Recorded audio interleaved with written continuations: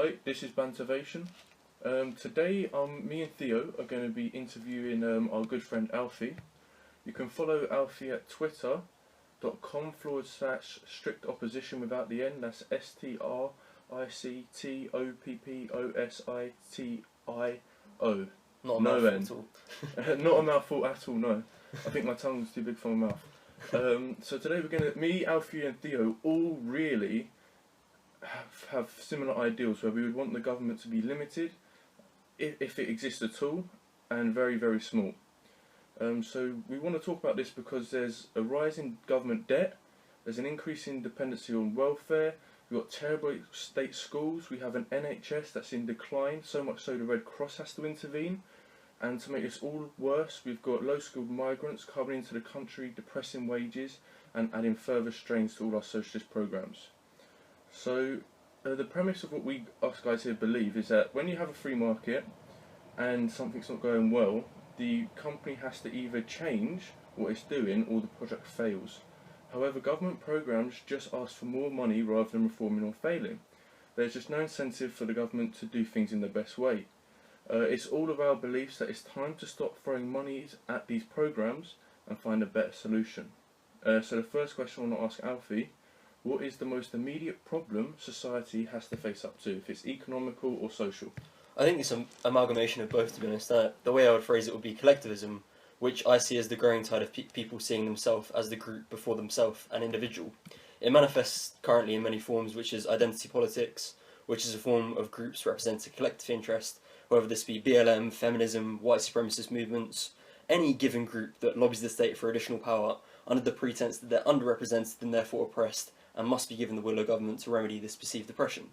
Can I ask you what you think about Richard Spencer then, getting punched in the face for being a white supremacist? You can't condone violence on any fronts whatsoever, like, regardless if you disagree with someone, it's just, I agree, and I'd also say that when the left more than less or collectivists protest, they always end up to have violent protests, not just when someone on the right protests, they don't just attack them, but just during their protests respecting your freedom of speech, it's just, freedom of association, expression, etc. Yeah, I don't think it works both ways at the minute.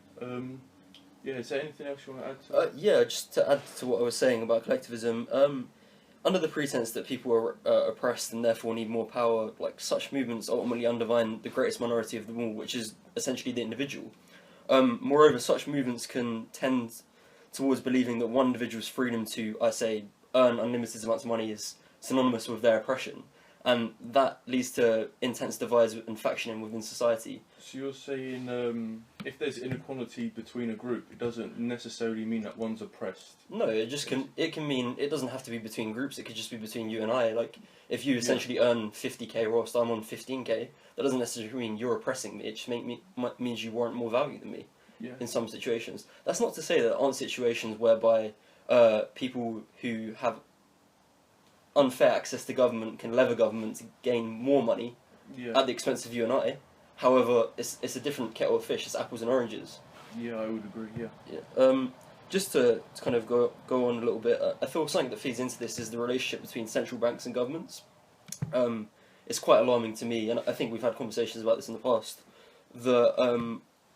The unwarranted printing of money and devaluing purchasing power of our currency and begetting those in power more money and more influence. Because if you look at quantitative easing, where's the money gone? Asset price inflation. Who holds the assets? The people in central banks. The people who have the ear of government. As well. Okay, on that point of centralised banks, then. Yeah. If we all are in a situation where our money is not free market, do you think, and I know we're all free market people, do you think we should then have tariffs on incoming goods, since it's not a free market? It's an interesting one, because one of the biggest things that happens in currency manipulation, which therefore affects trade. Like, it's not essentially free trade if you have, China who are printing unwarranted amounts of money, therefore devaluing their currency, versus America who aren't printing as much. Part of me says that tariff could be warranted, especially if it was in terms of, if you were reducing the tax on the individual, and in terms of, say, income tax, and looking to tax them through tariffs instead. But another part of me says that it could inhibit growth, given that you can get capital goods imported from places like China, Mexico, etc. And that can, in the long run, harm growth potential. but I can see the growing sentiment of people wanting to have tariffs and wanting to have greater protectionism. It also makes me laugh the hypocrisy of people within the EU having to go at America, given that He's right. given that the EU is the biggest customs union of them all, and stuff like the Common Agricultural Policy, which cost the average British taxpayer £400. Have a look at the Taxpayer Alliance study done by Lee Rotherham, Yeah. and the UK's contribution is something like 10.6 billion per year, and that's part of the EU budget that cannot change. And that ultimately leads to the oversupply of agrarian markets in Africa, leading to less incentives for African farmers to be able to plant and grow their own crops, which I feel is pretty abhorrent and pretty hypocritical, given that they're criticising American movements. And I also feel like you have a choice of how you have to get your tax money as a government, and if you decide to have it on tariffs, you're not forcing anyone to pay them. You only pay them if you want to get a product from outside of your country. Yeah. So I think with Donald Trump's decrease of 75% regulation, I think that kind of balances out the cost that the consumer may end up paying anyway. Yeah, I mean, it remains to be seen, but I can definitely see the argument there. Yeah, and there's going to be a massive cut in corporation tax as well. Yeah, I mean, it was like 37 or something. I think it's one of the highest in the West, isn't it? Yeah, yeah. Not expect that from America, would you? I mean, it's unsurprising to see how many companies are flocking back to America, given the preferential tax rates they're going to get. Yeah. I mean, the man's got the most powerful account on Twitter. Yeah, it's pretty awesome, isn't it? And he's really influential. His Twitter account he's never going to give that up. Anyone who asks for him to give that up is just ridiculous. He can speak directly to the people without the media putting any mist on what he's trying to say. You're never taking that off him. Yeah. Never didn't take it off him. And would you think he should? I don't think he should. I think given some of the narratives the media have been spinning recently about some of the stuff he says, like in the run-up to the election, it's quite shrewd to have a Twitter account.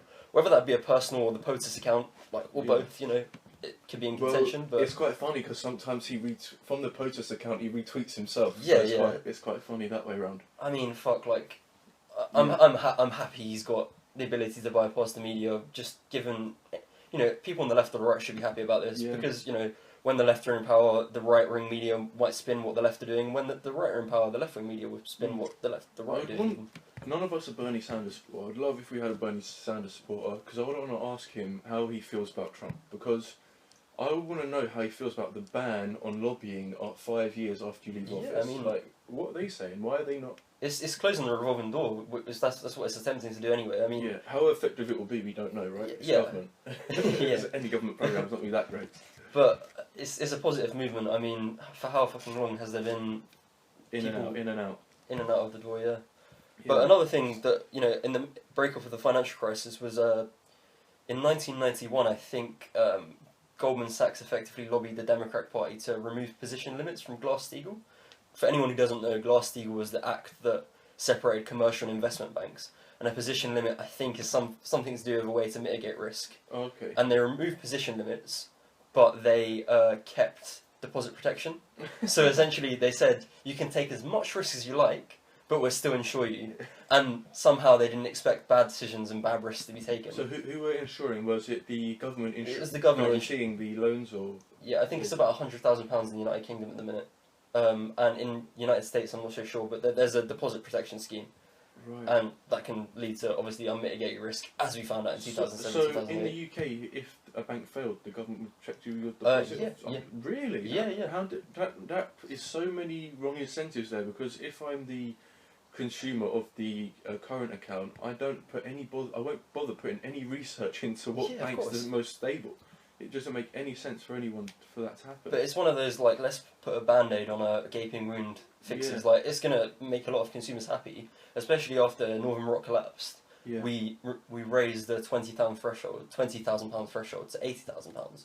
And obviously that made a lot of people appeased and right, my money's safe. But it's not safe because of the banks, it's safe because of the government. Yeah. It's not going to change the fundamental behaviour of the banks that are creating these risks in the first place that could lead to greater impending crisis. I mean... Yeah, I would agree. I always feel like more regulation just de-incentivises the industry as a whole to regulate themselves.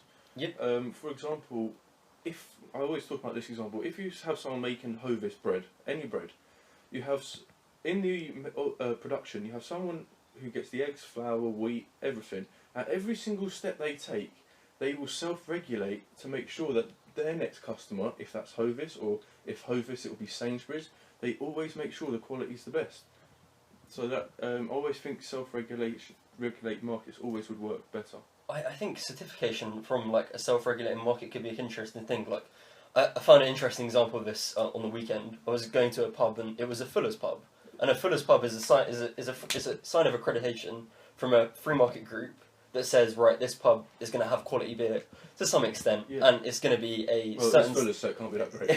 It's going to be a certain It's going to be a certain standard. Yeah. And yeah, I quite like stuff like that. And you know, there's the parable, the broken window kind of part of it, which is essentially, you know, if I break the window in your cabin, and you pay a guy to come and fix it, like that's crowding out something else that you could have spent your money on. Yeah, I agree. But it creates the illusion that something's happening, but really it's just money leaving your pocket. It's the same like with roads. Like everyone's like, oh, what about government for roads? Well, the government put loads of money into roads, but what about if other companies, you gave your money to other companies and they gave you a better way to travel?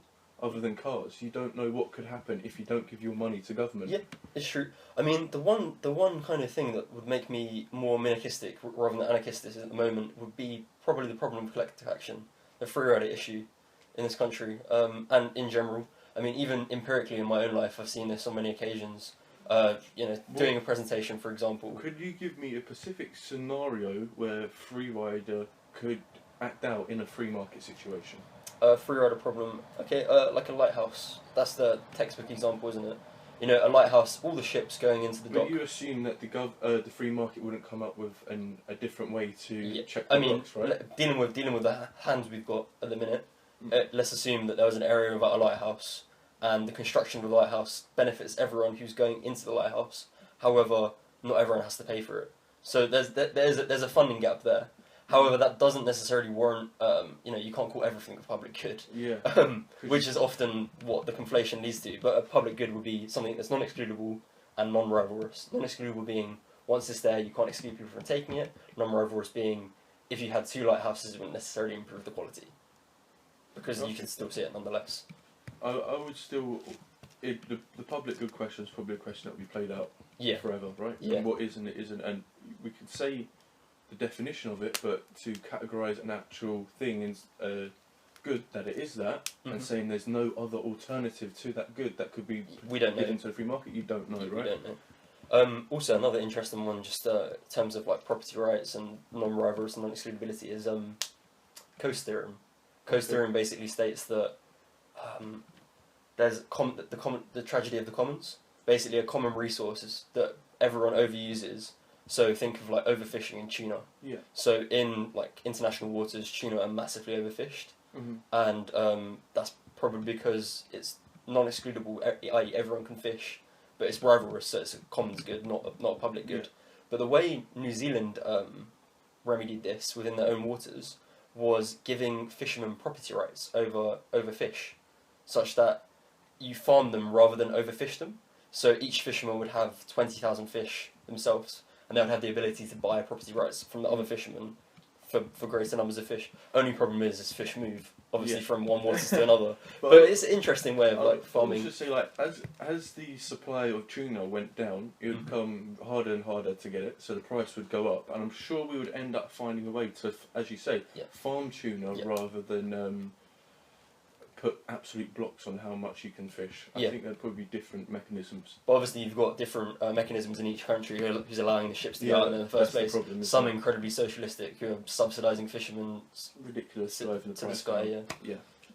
So on that then, so on subsidies and everything, how do we, people in life, you have government schools, we have this is in the UK, you have government schools, you have subsidies for fishermen, farmers, you have NHS, we have socialised everything in the UK. How do we convince people to move towards capitalism, knowing that there could be a temporary decrease in standard of living? The way I perceive this is you tend to your own garden before you tend to anyone else's. However, I do feel a slight impetus when I have to pay for the tending of someone else's garden to show them possibly a better way of living. Part of me thinks that you need to address some of the inherent issues there. i.e. structural unemployment, people not having the skills to warrant some value in the free market. But how would you do? Would you say more government to? I don't necessarily think more government would be the answer. Because Something like people always say, for example, we need to solve this. Well, when we say we, do you mean a government to solve this, or do you say? it's this kind of, someone else in society should act before you should act, but really and truly, you should be the one. You should be the one driving the change. Yeah. But at the same time, I do think that there is impetus to address some of the problems. So something like the welfare state, right? There is, in this country at least, there's a very high marginal effective taxation rate, meaning that if you're going from being on welfare to going into a job, you're getting, taxed on 80% of that extra earned income. And because of the trade-off between supply and leisure, a lot of people will, value their leisure more than an extra £1.50 an hour. Yeah, it's absolutely true. So you've got to address that through possibly something called the negative income tax, which is something I think we've all discussed at a good extent. But just to anyone listening who's interested, it's effectively a subsidy, a tax exemption, which is £10,000, let's say, and you apply a minus 50% tax rate to that. So someone earning £0 will get £5,000. Someone earning £1,000 would be £9,000 below the exemption and get taxed at £9,000 at minus 50%. So they would get £4,500 in the form of a subsidy. So they'd be on £5,500, £500 better off than the person working. Yes. So there's always going to be there's never going to be a marginal effective tax rate on extra earned income. And part of me thinks part of the problems of growing state expansion and growing socialistic programs is the unemployment trap in and of itself. It creates a class that are dependent on government, that will always vote for more government because it's always better for them to vote for more government, or at least it's in the short run it's perceived that way. Yeah. And I feel like that's a massive problem in the swelling of the state at the minute. Yeah, it's all about incentives, really, isn't it? Making sure everyone has the right incentives. With giving people free money, are always, even with a negative income tax, I'm always a bit worried. Yeah. About will people take advantage of that? But I mean, so for example, if you have the limit is, for example, £10,000. Yep. And then if you make nothing, you get £5,000. If £5,000 is enough to live on, will still people do that? And if it's not, why are you providing it? It's definitely an interesting point. I do feel that it is, for me anyway, a mechanism to ultimately relieve the system of a welfare state. It's what socialism is to communism.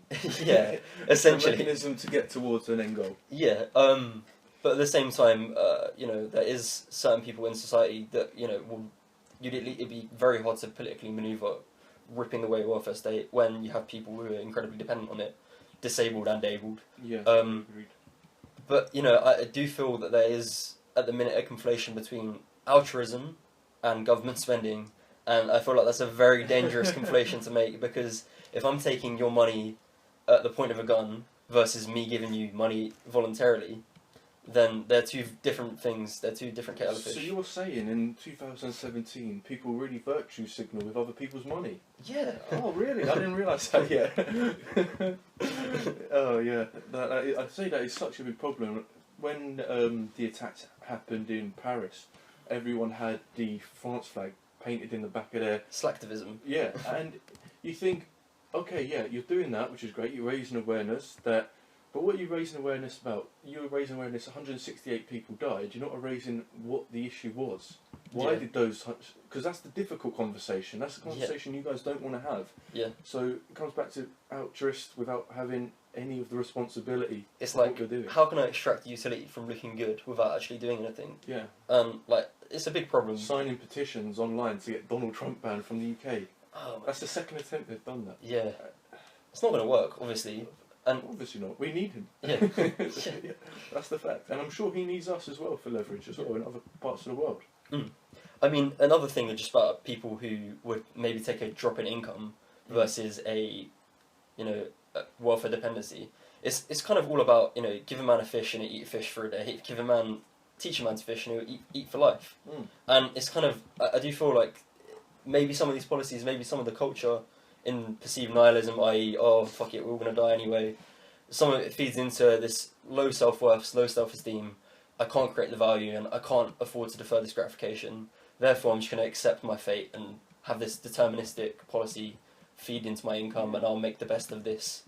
But, it's kind of showing it's a battle for the mind because you've got to show people the nature of the cage that they've kind of put themselves in accepting that money sometimes.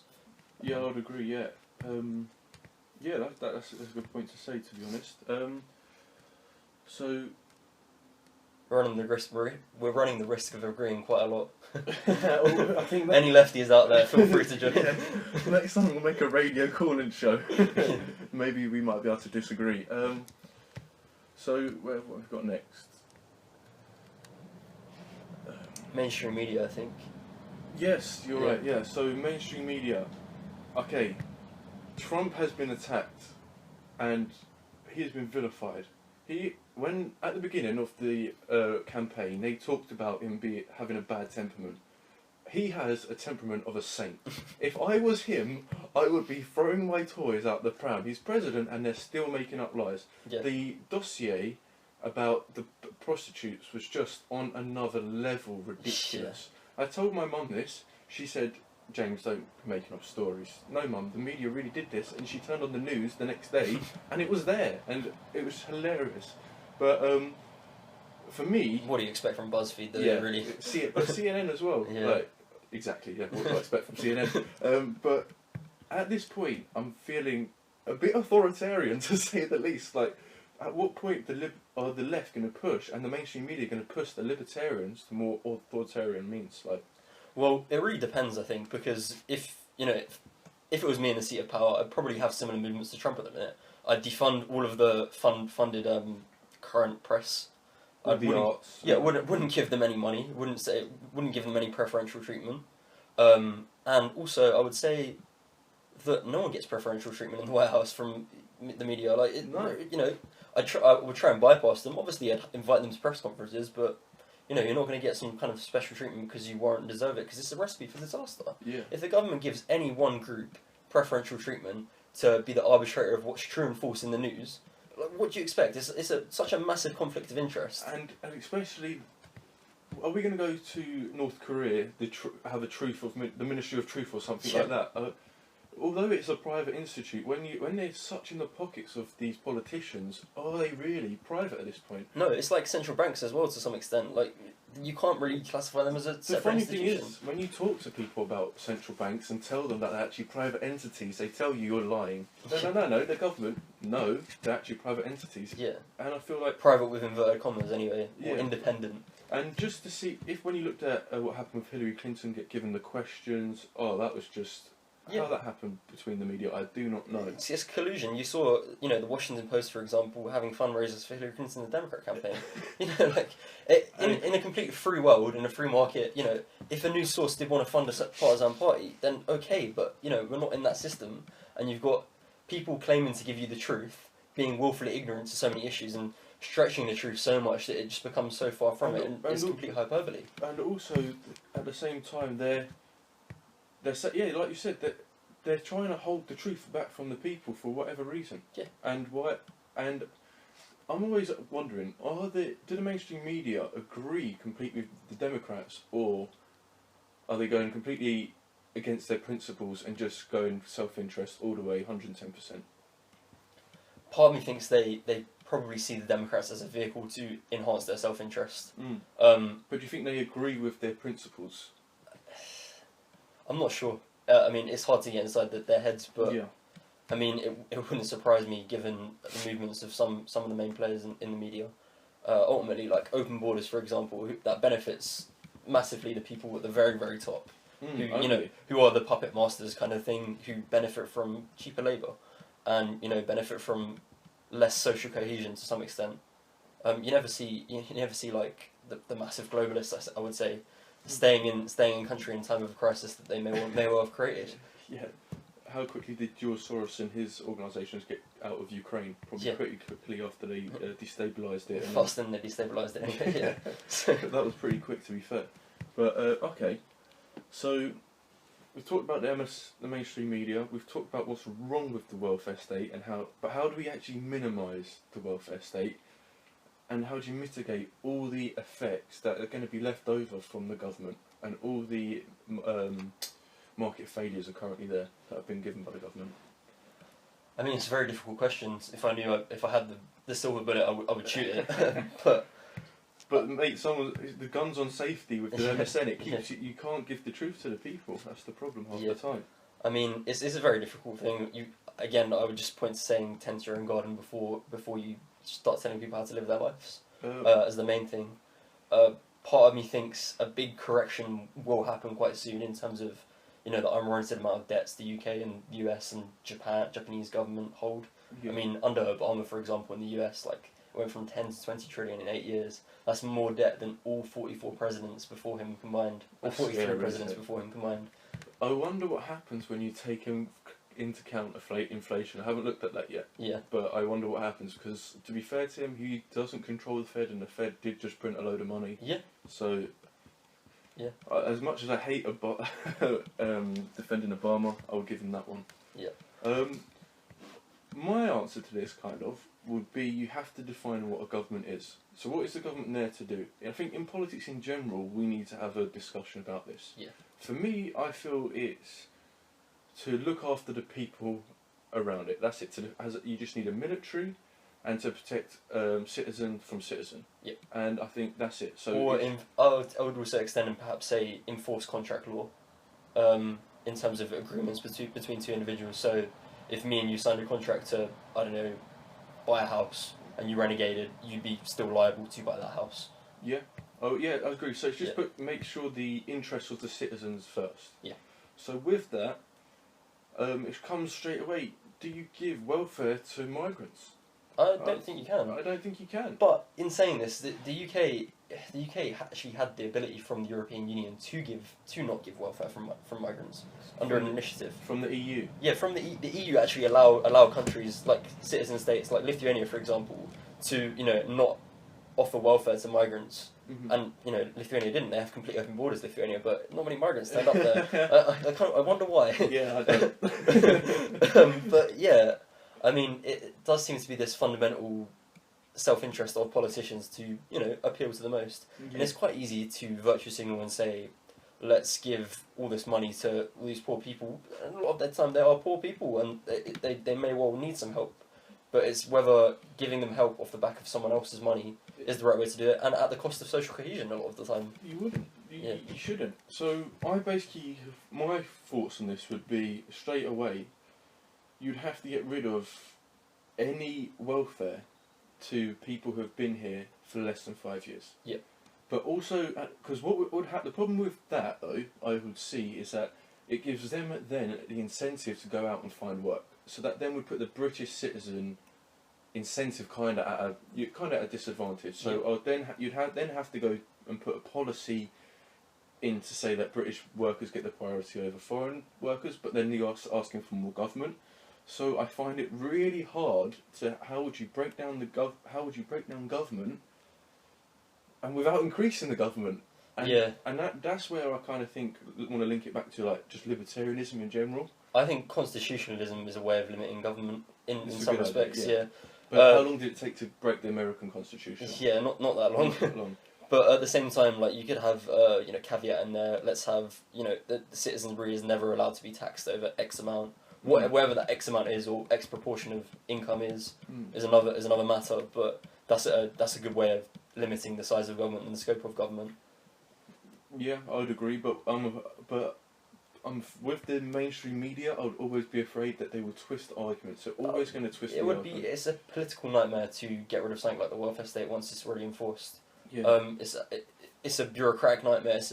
It's an actual nightmare for the people who are in it, and it's a nightmare for the people who want to get rid of it as well. Yeah. But it's not a nightmare for the people who enforce it. It's actually very profitable for the people who enforce it and the people who get votes from it and get more powerful from it.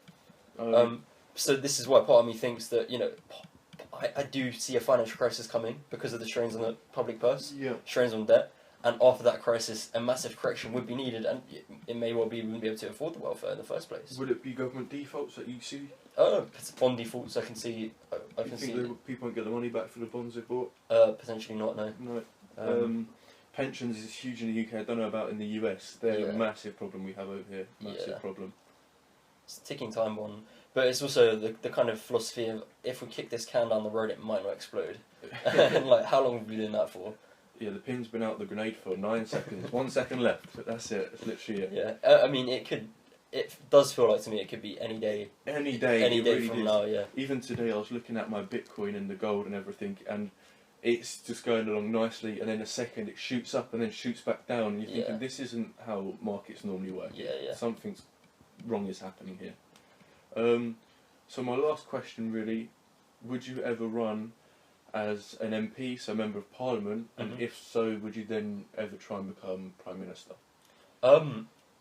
In the current form of politics, no.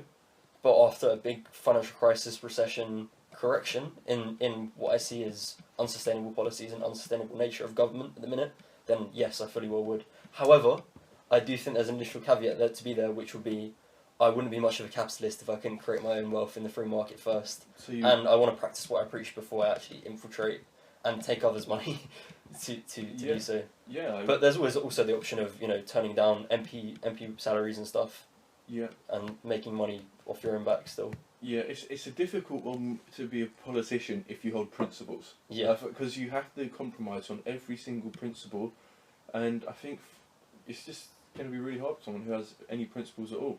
Yeah, I mean, some people look into the abyss and they become it, and I feel like that is Yeah. essentially the nature of politics at the minute. Like, part of me really does not want to go into the belly of the beast, but if the belly of the beast changes, then perhaps I might see it right to do so. Well, I was just watching some interviews with Donald Trump years ago, Yeah. and he was saying, I really wouldn't want to be a politician, I would never want to run for president, but if the situation got so bad, then he would. Yeah. So would you be the same? Would you say? Yeah, I would say I feel the same, but also in the situation getting incredibly bad, I feel like it could have the potential to get a lot better. Yeah, I feel like this is the most hopeful of being in politics since I've really started following it. Yeah, I did feel quite kind of depressed and of the outlook in terms of before the Leave vote. Yeah, I thought June was a bad year for anyone who liked freedom, and then July was just brilliant. Yeah. And then after that, it was really good. Yeah, I mean, I think we're on the up in terms of the battle for people's minds, the battle for increasing the liberty of the individual, in the marketplace of ideas.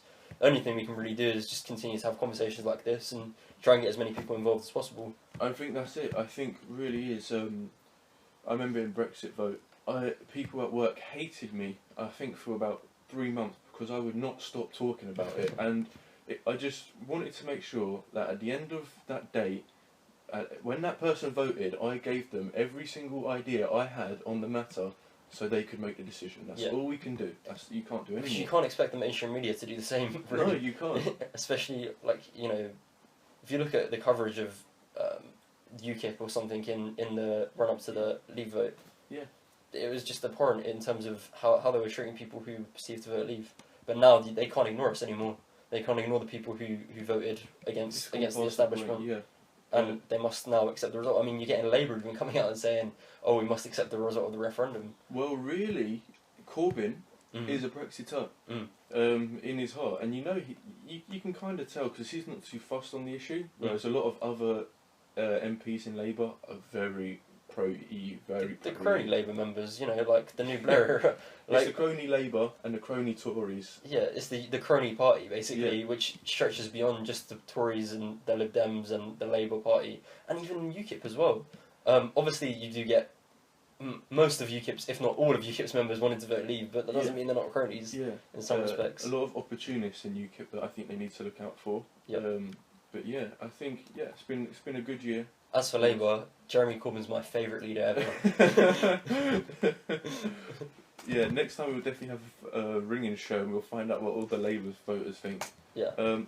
So guys, that was Bantivation. Can you tune in next time? Thank you very much.